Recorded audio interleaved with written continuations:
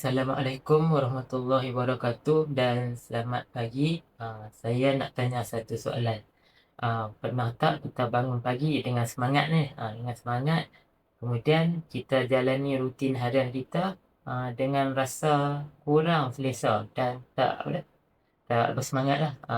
Kemudian kita juga ramai orang fikir bagaimana nak terus aktif dalam menjalani rutin harian. Saya percaya ramai orang tidak mencari produk ajaib, tapi cuma nak menjalani rutin harian aktiviti dengan lebih selesa. Sebab itu, kami pilih slogan kekal aktif dengan rutin harian supaya bergerak lebih baik. Atas sebab itu, lahirlah Reka Flag ni.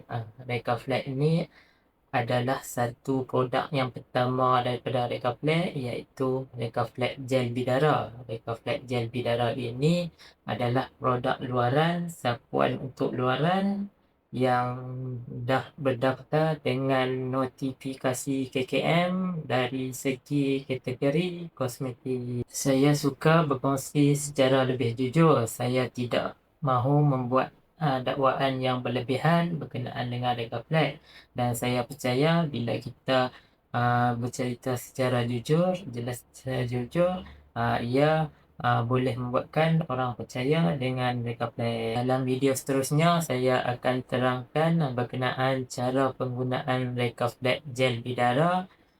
Kemudian 3 pilihan package Reka Flag Gel Bidara. Kemudian cara nak dapatkan Reka Flag Gel Bidara ini di mana, dan last sekali sistem affiliate yang Reka Flag tengah bangunkan untuk menjadi usahawan. Terima kasih kerana menonton. Jumpa anda di video yang seterusnya.